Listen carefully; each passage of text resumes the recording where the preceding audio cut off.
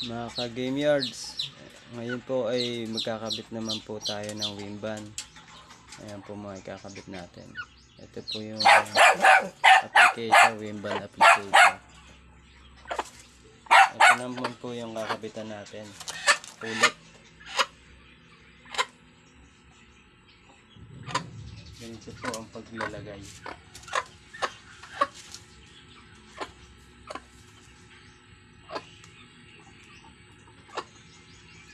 Una, kailangan malinis yung pagtutusukan para hindi tamaan yung ugat.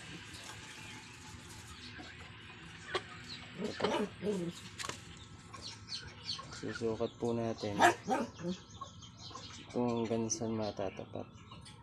Ihanapan naman po natin ang